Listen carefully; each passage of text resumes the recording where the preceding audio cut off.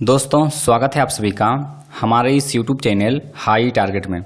दोस्तों आज हम लोग देखेंगे गणित का VVI ऑब्जेक्टिव क्वेश्चन का दूसरा पार्ट। और दोस्तों सभी प्रश्न NCERT पैटर्न पर आधारित है और इसी तरह के प्रश्न आपके बोर्ड परीक्षा में पूछे जाएंगे। तो आप लोग इस वीडियो को शुरू से अंत तक जरूर देखें। दोस्तों अगर आप लोग बोर्ड एग्जाम में गणित में 90+ मार्क्स लाना चाहते हैं तो जितना भी VVI क्वेश्चन का वीडियो अपलोड करेंगे उसको आप लोग पूरा देख लीजिएगा। अगर आप लोग पहला वीडियो नहीं देखे हैं तो जाकर के उसको प्लेलिस्ट से देख लीजिए।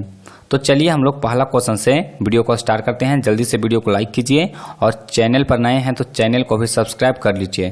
दोस्तों हम आपको बिल्कुल आसान भाषा में गणित बनाना सिखाएंगे। तो चलिए हम लोग पहला क्वेश्चन देखते हैं। देखिए पहला प्रश्न बहुत ही इंपॉर्टेंट प्रश्न है और इस तरह के एक प्रश्न आपके बोर्ड परीक्षा में जरूर पूछे जाते हैं। तो इसको आप लोग देख लीजिए कि कैसे बनाना है। तो देखिए कहता है कि दो समरूप त्रिभुजों की भुजाएं 4:9 के अनुपात में हैं। तो कहता है कि इन त्रिभुजों के क्षेत्रफल का अनुपात है, यानी कि कह रहा है कि दो समरूप त्रिभुज हैं जिसकी भुजाएं का अनुपात कितना दिया हुआ है 4:9 दिया हुआ है। और पूछा गया है कि इन त्रिभुजाओं को कहता है कि क्षेत्रफल का अनुपात क्या होगा। तो देखिए इसमें हमको क्या पूछा गया, क्षेत्रफल का अनुपात पूछा गया है और दिया हुआ क्या है तो भुजाओं का अनुपात दिया हुआ है। तो देखिए हम लोग उसको कैसे बनाएंगे। तो इसका सिंपल सा तरीका होता है दोस्तों, इस तरह के प्रश्न आपको पूछे जाएंगे तो क्या करना है दोनों का स्क्वायर कर देना है। यानी कि 4 का स्क्वायर कितना होगा 16 होगा और 9 का स्क्वायर कितना होगा 81 होगा। यानी कि इसका क्षेत्रफल का अनुपात कितना आ जाएगा 16:81। यानी कि ऑप्शन सी हमारा सही आंसर होगा। अब देखिए प्रश्न अगर आपको घुमा करके पूछ दिया जाए कि बताओ कि त्रिभुजाओं को क्षेत्रफल आपका दिया हुआ रहे, इतना क्षेत्रफल दिया हुआ रहे और कहे कि त्रिभुजों का बताइए कि भुजाओं का अनुपात कितना होगा। तो क्या करना है दोनों का रूट कर देना है। अगर त्रिभुजों का जो क्षेत्रफल का अनुपात दिया हुआ रहेगा और भुजाओं का अनुपात पूछे तो क्या करना है इसका अंडर रूट कर देना है। और अगर आपको क्षेत्रफलों का अनुपात पूछे तो क्या करना है सिंपल सी इसको क्या करना है स्क्वायर कर देना है। इस तरह से इस तरह के प्रश्न को बनाए जाते हैं। चलिए उसके बाद हम लोग दूसरा प्रश्न देखते हैं। देखिए दूसरा प्रश्न भी मोस्ट इंपोर्टेंट है। कहता है कि वृत्त पर एक बिंदु से स्पर्श रेखाओं की संख्या कितनी होगी। यानी कि वृत्त पर कोई एक बिंदु है उस पर से हमको स्पर्श रेखा खींचना है। तो देखिए मान लीजिए कि देखिए ये वृत्त हो गया, ये वृत्त हो गया। अब इस पर एक बिंदु पर से यानी कि कोई एक पॉइंट है यहाँ से हमको स्पर्श रेखा खींचना है। तो इस पर हम मात्र सिर्फ एक ही स्पर्श रेखा खींच सकते हैं। यानी कि हमारा उत्तर क्या हो जाएगा ऑप्शन बी होगा। यानी कि बिंदु वृत्त के एक बिंदु से हम लोग सिर्फ एक स्पर्श रेखा खींच सकते हैं और अगर बाह्य बिंदु रहेगा तो बाह्य बिंदु से हम लोग 2 स्पर्श रेखा खींच सकते हैं इस तरह से। तो इस तरह के प्रश्नों को आपको ध्यान में रखना है कि क्या पूछा गया है। चलिए उसके बाद आइए तीसरा प्रश्न में। देखिए तीसरा प्रश्न भी मोस्ट इंपोर्टेंट है। देखिए कहता है कि किसी वृत्त के व्यास के दोनों किनारों से खींची गई स्पर्श रेखा हमेशा होती है। यानी कि प्रश्न में कहा गया है कि कोई वृत्त है उसके व्यास के दोनों किनारों से खींची गई स्पर्श रेखा जो होती है वो हमेशा क्या होती है। तो देखिए इसको आपको भी फिगर से समझाते हैं। तो मान लीजिए कि ये हमारा वृत्त हो गया, ये वृत्त हो गया और कहता है कि इसका जो व्यास है यानी कि ये देखिए इसका व्यास हो गया, ये देखिए इसका व्यास है। अब कहता है कि यहाँ पर से दोनों यानी कि यहाँ से स्पर्श रेखा खींचेंगे अगर हम लोग इसका व्यास के दोनों किनारे पर इस तरह से। तो ये जो दोनों रेखा होगा ये दोनों रेखा होगा ये आपस में क्या होगा समांतर होगा। यानी कि ऑप्शन ये हमारा बिल्कुल सही होगा। यानी समांतर मतलब क्या हुआ समान अंतर पर, यानी कि सभी जगह जो लंबाई होगा वो क्या होगा समान होगा। इसी को हम लोग समांतर कहते हैं। यानी कि दोनों सभी जगह पर जो लंबाई होगा वो समान होगा, इसको हम लोग कहते हैं समांतर। तो देखिए ये दोनों रेखा जो होगा वो आपस में क्या होगा समांतर होगा। चलिए उसके बाद आइए अगला प्रश्न में। देखिए चौथा प्रश्न कहता है कि किसी वृत्त के बाह्य बिंदु से 2 स्पर्श रेखाएं PA तथा PB खींची गई है। कहता है यदि PA बराबर 8 सेंटीमीटर तो PB की लंबाई होगी। दोस्तों ये भी क्वेश्चन बहुत ही इंपॉर्टेंट है। देखिए प्रश्न में आपको पूछा गया है कि मान लीजिए कि देखिए कोई वृत्त है, ये कोई वृत्त है और कहता है कि यहाँ से कहता है कि PA और PB 2 स्पर्श रेखा खींचा गया है। तो मान लीजिए कि यहाँ पर एक कोई पॉइंट है, यहाँ पर ये पॉइंट P है और यहाँ से हम लोग स्पर्श रेखा खींचेंगे। तो मान लीजिए कि ये PA हो गया और एक यहाँ से हम लोग खींचेंगे, ये हो गया PB। अब देखिए PA बराबर अगर 8 दिया हुआ है 8 सेंटीमीटर, तो PB का वैल्यू कितना होगा दोस्तों। PA बराबर अगर आपको दिया हुआ है 8 सेंटीमीटर, तो PB का वैल्यू कितना होगा। तब PB का वैल्यू भी 8 सेंटीमीटर ही होगा, क्योंकि दोनों जो रेखा होगा वो आपस में बराबर होगा। तो हमारा उत्तर हो जाएगा ऑप्शन B 8 सेंटीमीटर। चलिए उसके बाद आइए अगला प्रश्न में देखिए 5वां प्रश्न, ये भी मोस्ट इंपोर्टेंट है। कहता है कि यदि एक बिंदु P से O केंद्र वाले किसी वृत्त पर PA तथा PB स्पर्श रेखाएं परस्पर 60 डिग्री पर झुकी हो, तो कहता है कि कोण POA बराबर होगा। दोस्तों इसमें कोण PAO का वैल्यू पूछा गया है। कहता है कि कोई एक बिंदु P से O केंद्र वाले किसी वृत्त पर PA तथा PB स्पर्श रेखा है। दोस्तों यहाँ पर POA का यहाँ पर पूछा गया है कि PAO कोण का मान कितना होगा। तो देखिए मान लीजिए कि कोई वृत्त है, इस तरह से मान लीजिए कि यह कोई वृत्त हो गया। अब देखिए इसका जो केंद्र है वो क्या है, इसका जो केंद्र है वो O है, इसका केंद्र O है। अब कहता है कि यहाँ से कोई बिंदु है, बाह्य बिंदु है P, यानी कि मान लीजिए कि यहाँ पर कोई बिंदु P है। अब देखिए दो स्पर्श रेखा इस तरह से खींचा गया है, दो स्पर्श रेखा इस तरह से खींचा गया है, एक है PA और एक है PB। अब देखिए ये जो कोण बन रहा है, ये जो पूरा कोण बन रहा है वो कितना डिग्री है, 60 डिग्री है। तो पूछा गया है कि कोण PAO बराबर होगा, यानी कि PO और A ये जो कोण होगा वो किसके बराबर होगा। देखिए यहाँ पर ये कोण पूछा गया है, देखिए ये कोण का जो मान होगा वो कितना होगा, यही आपको बताना है। तो देखिए इसको हम लोग कैसे सॉल्व करेंगे। तो देखिए यहाँ पर ये 60 डिग्री हो गया, ये कोण कितना दिया है, 60 डिग्री। अब देखिए यहाँ पर ध्यान से देखिएगा तो ये एक त्रिभुज क्या बन रहा है, O यानी कि POA एक त्रिभुज बन रहा है। और देखिए यहाँ पर स्पर्श रेखा के साथ अगर हम लोग यहाँ पर अगर त्रिज्या को मिलाएंगे तो ये जो कोण होगा वो कितना डिग्री का बनता है, 90 डिग्री का बनता है। यानी कि ये कंसेप्ट है, ये जो कोण होता है वो 90 डिग्री होता है। यानी कि वृत्त का कोई स्पर्श रेखा है, ठीक, कोई स्पर्श रेखा है, और इसको हम लोग त्रिज्या अथी से मिलाएंगे, त्रिज्या से यहाँ पर एक लंब डालेंगे तो ये जो कोण होगा वो कितना होगा, 90 डिग्री। तो देखिए ये कोण 90 डिग्री है, ये कोण 60 डिग्री है। तो आपको तीसरा कोण निकालना है। तो देखिए 90 प्लस 60 और प्लस मान लीजिए कोण x है, और इसका मिलाकर के कितना होगा, 180 डिग्री होगा। कितना हो गया, 9 6 15 यानी कि 150 और प्लस x बराबर 180। अब देखिए x बराबर कितना आ जाएगा, 30 डिग्री आ जाएगा। यानी कि ये जो कोण होगा वो कितना डिग्री होगा, 30 डिग्री होगा। हमारा उत्तर क्या हो गया, ऑप्शन B हो गया। चलिए उसके बाद आइए छठा क्वेश्चन में। देखिए कहता है कि किसी वृत्त की त्रिज्या आधी कर दी जाए तो पुराने तथा नए वृत्त के परिधियों का अनुपात होगा। दोस्तों कहता है कि किसी वृत्त की त्रिज्या आधी कर दी जाए, यानी कि कोई वृत्त पहले त्रिज्या r था, उसके बाद इसको त्रिज्या जो r/2 कर दिया गया, यानी कि आधे कर दिया गया। तो कहता है कि पुराने तथा नए वृत्त के परिधियों का अनुपात। तो दोस्तों वृत्त की परिधि बराबर क्या होता है, वृत्त की परिधि बराबर होता है 2πr होता है, और इसका अनुपात निकालना है 2π और त्रिज्या को आधा कर दिया गया है, यानी कि r/2 कर दिया गया है। क्या कर दिया गया, r/2 कर दिया गया है। अब ध्यान से देखिए यहाँ पर से 2π से 2π कैंसिल हो जाएगा, 2π से 2π कैंसिल हो गया। अब देखिए r से r कैंसिल हो गया, नीचे ऊपर क्या बच गया, ऊपर कुछ नहीं बचा तो 1 बचा, और नीचे क्या बच गया, 1/2 बच गया। अब देखिए इसको इस तरह से अगर 2 को क्या करेंगे, ऊपर लेके जाएंगे तो कितना हो गया, 2/1 हो गया। यानी कि इसका जो अनुपात बना वो कितना बना, 2:1 बन गया। यानी कि हमारा उत्तर क्या हो जाएगा, ऑप्शन B हो जाएगा। चलिए उसके बाद आइए अगला प्रश्न में। देखिए 7वां क्वेश्चन कहता है कि दो वृत्तों के क्षेत्रफल 4:9 के अनुपात में है, तो इनकी त्रिज्याओं का अनुपात क्या होगा। दोस्तों आप लोग जानते हैं कि जो वृत्त का क्षेत्रफल का फॉर्मूला होता है वो क्या होता है, वृत्त का क्षेत्रफल बराबर होता है πr²। क्या होता है, πr²। इसमें देखिए क्षेत्रफल है, उसमें क्या है, उसके त्रिज्या से क्या रिलेशन है, इसका स्क्वायर हो रहा है। क्या हो रहा है, स्क्वायर हो रहा है। यहाँ पर आपको क्षेत्रफल दिया गया है और त्रिज्या पूछा गया है। तो जब स्क्वायर हो रहा है तो हमको त्रिज्या निकालना होगा। तो स्क्वायर कैसे हटेगा, इसको हम रूट कर देंगे, यानी कि √4 और अनुपात √9, ये हो जाएगा किसका, त्रिज्या का अनुपात। यानी कि कितना आ गया, 2:3 आ गया। यानी कि हमारा उत्तर क्या हो जाएगा, ऑप्शन B हो जाएगा। चलिए उसके बाद आइए अगला प्रश्न में। देखिए 8वां क्वेश्चन, ये भी मोस्ट इंपोर्टेंट है। कहता है कि दो संकेंद्रीय वृत्तों की त्रिज्या क्रमशः 4 सेंटीमीटर व 3 सेंटीमीटर है, तो कहता है कि इन वृत्तों के परिबद्ध क्षेत्रफल निम्नलिखित में से कौन होगा। देखिए यहाँ पर प्रश्न पूछा गया है कि दो वृत्त हैं, एक वृत्त इस तरह से है और दूसरा वृत्त इसके अंदर है, यह हो गया दूसरा वृत्त।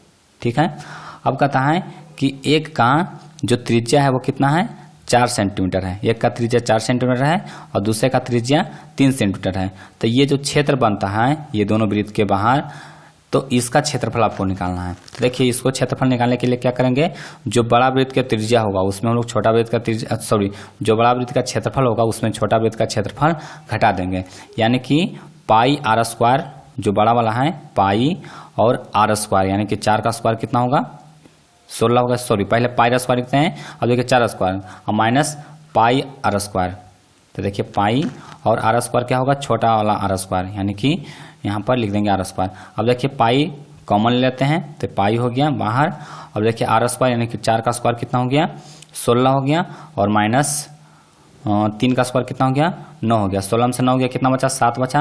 और यहाँ पर इसका पाई का अगर वैल्यू रखेंगे तो पाई का वैल्यू पाई 22/7 गुने 7, यानी कि 7 से 7 कैंसिल, बच गया कितना 22 सेंटीमीटर स्क्वायर, यानी कि हमारा उत्तर क्या हो जाएगा ऑप्शन ए हो जाएगा। चलिए उसके बाद आइए अगला प्रश्न में। देखिए कहता है कि एक घन का आयतन कितना दिया हुआ है 125 सेंटीमीटर क्यूब, तो उसका कुल पृष्ठ का क्षेत्रफल होगा। तो दोस्तों आप लोग जानते हैं जो घन का आयतन निकालने का फॉर्मूला होता है वो क्या होता है ए क्यू होता है, यानी कि भुजा क्यू।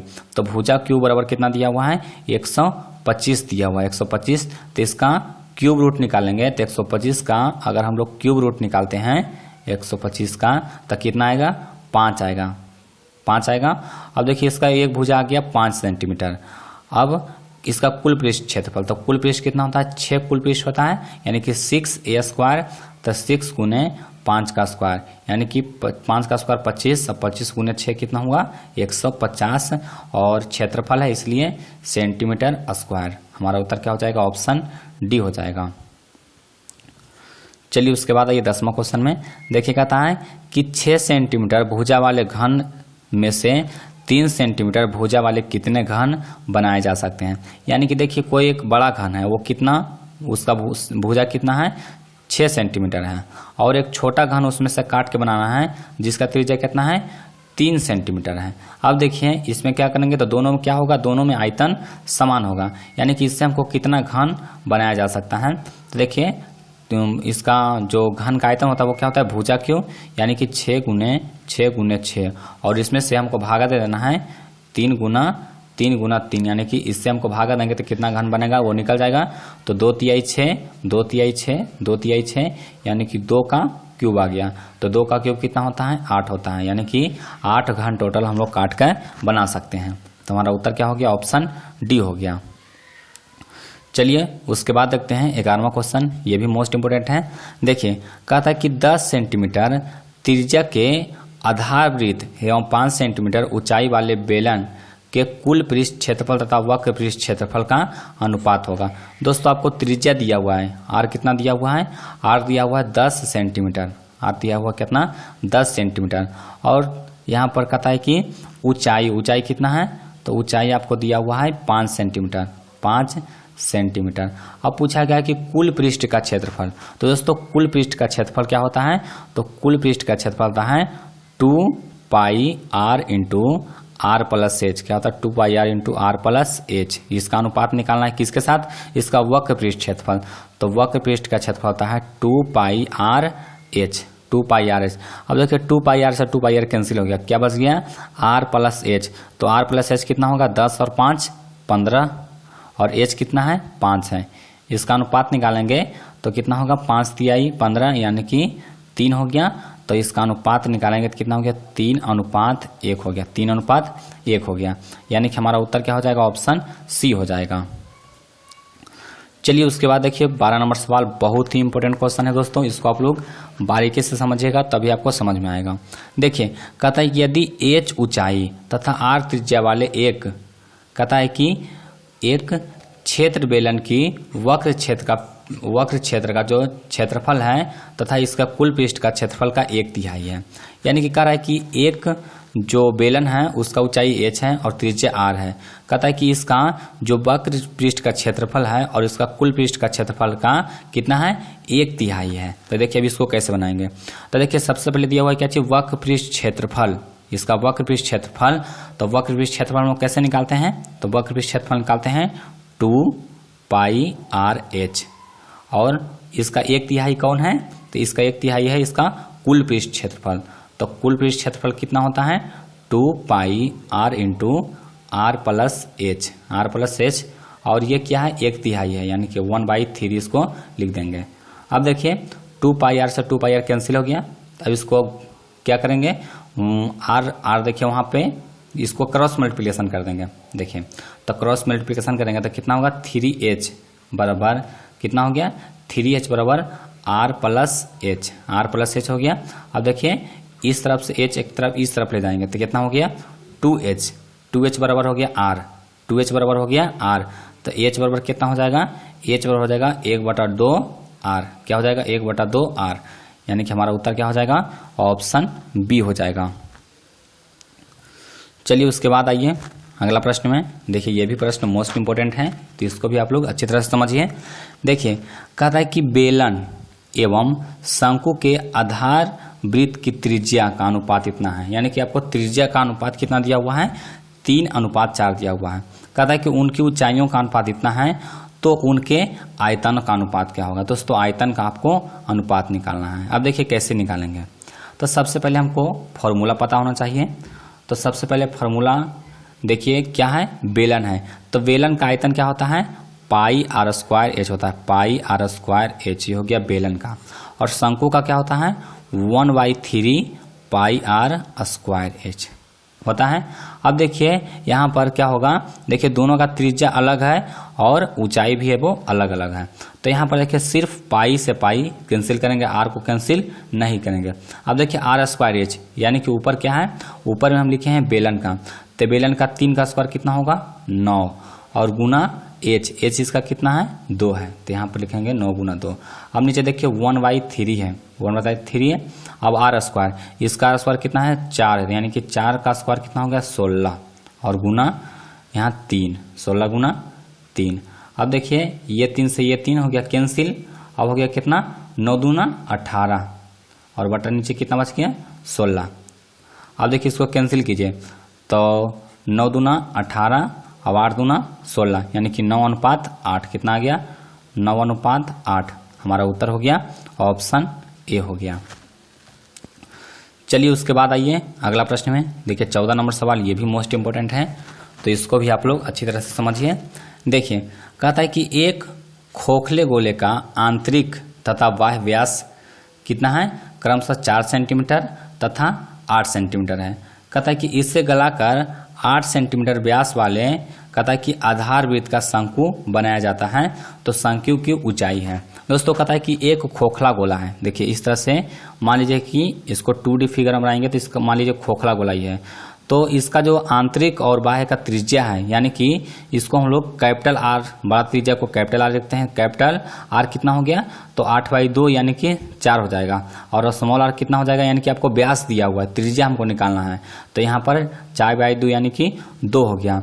और इसका देखिए ये हो गया गोले का। अब इसको शंकु बनाया जाता है, नीचे हम लिखते हैं शंकु। देखिए शंकु का त्रिज्या कितना है, तो शंकु का त्रिज्या हो जाएगा 4 सेंटीमीटर। शंकु का त्रिज्या हो गया 4 सेंटीमीटर और इसका ऊंचाई ज्ञात करना है।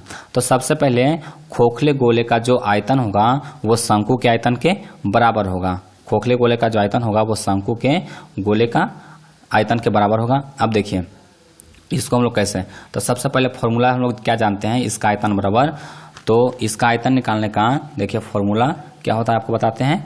तो खोखले गोला का फॉर्मूला होता है 4/3, इसको लिखिएगा 4/3 पाई, उसके बाद capital R³ minus small r³, ठीक है ये हो गया। और बेलन का क्या होता है, बेलन का होता है 1/3 πr²h। अब देखिए दोनों को बराबर करना है क्योंकि दोनों का आयतन बराबर है तभी ना हमको ऊंचाई h का मान निकलेगा। अब देखिए पहले देखिए कौन कॉमन है, तो इसमें देखिए पाई कॉमन है और 3 कॉमन है, 3 कैंसिल हो गया, बच गया कितना यहाँ पर लिखते हैं, बच गया 4 इंटू आर क्यूब, मतलब कि बड़ा आर क्यूब तो 4 का क्यूब कितना होगा, 4 चौक 16 चौक 64 हो गया। और यहाँ पर माइनस 2 का क्यूब कितना होगा, तो 2 का क्यूब हो गया 8, 2 का क्यूब हो गया 8।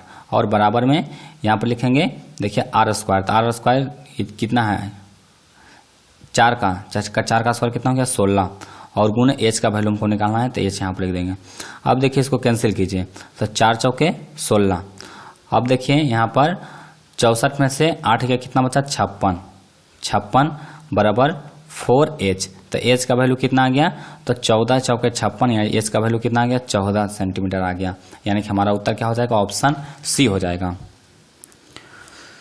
चलिए उसके बाद आइए 15 नंबर सवाल में। देखिए कहता है कि प्रथम 4 सम प्राकृत संख्याओं का माध्य है। दोस्तों प्रथम 4 सम प्राकृत संख्याओं का माध्य कितना होगा, तो देखिए प्रथम 4 सम प्राकृत संख्या क्या है। देखिए पहला हो गया 2, दूसरा हो गया 4, तीसरा हो गया 6 और चौथा हो गया 8 हो गया। इसका माध्य निकालना है, मतलब इसको हमको 4 से डिवाइड करना है। अब देखिए इसको जोड़िएगा तो कितना आएगा, तो देखिए 4 2 6 6 12 और 8 कितना हो गया 20 हो गया, 20/4 यानी कि 5 चौके 20 कितना हो गया 5 चौके 20, यानी कि इसका माध्य कितना आ गया, इसका माध्य आ गया 5। ऑप्शन डी हमारा करेक्ट है। चलिए उसके बाद आइए अगला प्रश्न में। देखिए कहता है कि यदि 5, 7, 9, x का समांतर माध्य कितना है 9 है, तो x का मान है। दोस्तों बहुत ही सिंपल सा क्वेश्चन है। देखिए इसको कैसे बनाना है, तो माध्य का फॉर्मूला आप लोग जानते हैं, कुल प्रश्नों की संख्या बटा कुल प्रश्नों का योग बटा कुल प्रश्नों की संख्या। तो यहाँ पर इसको हम लोग लिख सकते हैं कि 5 + 7 + 9 + x और बटा कितना है 4 है, और बराबर इसका माध्य कितना है 9। अब देखिए इसको क्रॉस मल्टीप्लिकेशन कीजिए, तो देखिए 7 + 12, 12 9 21, 12 9 21 प्लस x बराबर कितना गया 9 चौके 36, क्रॉस मल्टीप्लिकेशन होगा था। और x बराबर कितना हो गया, तो x बराबर 36 - 21, 36 - 21 कीजिएगा कितना आएगा 15, यानी कि हमारा सही आंसर क्या हो जाएगा, ऑप्शन बी हो जाएगा। चलिए उसके बाद आइए कहता है कि बंटन का माध्यक निकालना है। इसका दोस्तों आपको माध्यक निकालना है, तो माध्यक निकालने के लिए क्या करेंगे, तो इसको हम लोग असेंडिंग या डिसेंडिंग ऑर्डर में सजा देंगे। तो देखिए इसको हम लोग असेंडिंग ऑर्डर में सजाते हैं, यानी कि बढ़ते क्रम में। तो पहले 1 है, 2 है, 3 है, 4 है, उसके बाद क्या है 5 है, और उसके बाद 7 है। अब देखिए इसका जो बीच वाला संख्या होगा इसका माध्यक होगा। तो देखिए इसमें 2 संख्या इधर से हटाइए, 2 संख्या इधर से बच गया 3 और 4, और 3 4 देखिए जब 2 संख्या बच जाता है तो क्या करेंगे, दोनों को जोड़ करके 2 से भाग दे देंगे। तो 4 3 7 और 7/2 दे देंगे, तो कितना आ गया, तो 3.5 आ गया, यानी कि इसका माध्यक कितना आ गया 3.5 आ गया, यानी कि ऑप्शन बी हमारा बिल्कुल सही आंसर है। अब देखिए इस तरह से रहता है 1 2 3 4 5 और 1 6। अब कहता है इसमें माध्यक कौन है, तो इसमें देखिए माध्यक कौन हो जाता है 6, और उसके बाद 7 भी रहता। तो देखिए इसमें कौन माध्यक बन जाएगा, 3 एन से हटाइएगा, 3 एन से बच जाएगा 4, यानी कि इसका माध्यक कितना आ गया 4 आ गया। तो इस तरह से अगर एक संख्या रहेगा तो बच जाएगा तो एक संख्या होगा, और अगर 2 संख्या बीच में आ गया तो दोनों को जोड़ करके 2 से भाग दे देना है।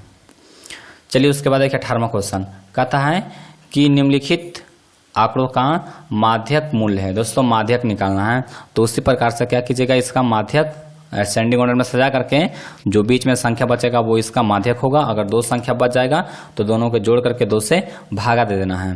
तो इस क्वेश्चन को अभी बताए हैं, तो जल्दी से बताइए कि इसका सही आंसर क्या होगा। आप लोग वीडियो को रोक लीजिए और सबसे पहले इस प्रश्न का सॉल्यूशन कर लीजिए।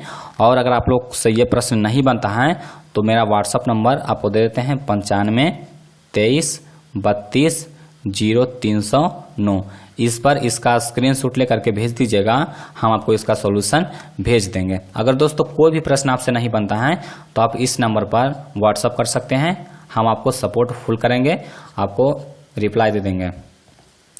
चलिए उसके बाद आइए अगला प्रश्न में। देखिए अगला प्रश्न कहता है कि वितरण में अधिकतम बारंबारता वाला वर्ग कहलाता है। दोस्तों वितरण में अधिकतम बारंबारता वाला वर्ग क्या कहलाता है, तो बहुलक वर्ग कहलाता है। हमारा उत्तर क्या हो जाएगा, ऑप्शन सी हो जाएगा। चलिए उसके बाद आइए 20वां क्वेश्चन में। देखिए कहता है कि बंटन 3, 5, 7, 4, 2, 1, 4, 3, 4 का बहुलक है। तो दोस्तों इसमें देखिए सबसे ज़्यादा बार रिपीटेशन किसका हुआ है, तो देखिए सबसे ज़्यादा बार रिपीटेशन देखने से पता चल रहा है कि 4 का हुआ है। 4 का रिपीटेशन सबसे ज़्यादा बार है। तो हमारा बहुलक कितना हो जाएगा, 4 हो जाएगा, यानी कि ऑप्शन सी हमारा बिल्कुल सही आंसर है। तो दोस्तों वीडियो थोड़ा लंबा हो रहा है, 25 मिनट हो चुका है, तो वीडियो को यहीं पर समाप्त करते हैं और बाकी का जो क्वेश्चन है उसको हम तीसरा पार्ट में कवर कर लेंगे। तो आप लोग पहला पार्ट अगर नहीं देखे हैं तो डिस्क्रिप्शन में लिंक दे दिए हैं, वहां से जाकर के इसका पहला पार्ट देख लीजिए और इसके बाद तीसरा पार्ट हम जल्द ही अपलोड कर देंगे। तो आप लोग चैनल को सब्सक्राइब करके बेल आइकन को दबा के रखिए ताकि आपसे वीडियो ना छूटे।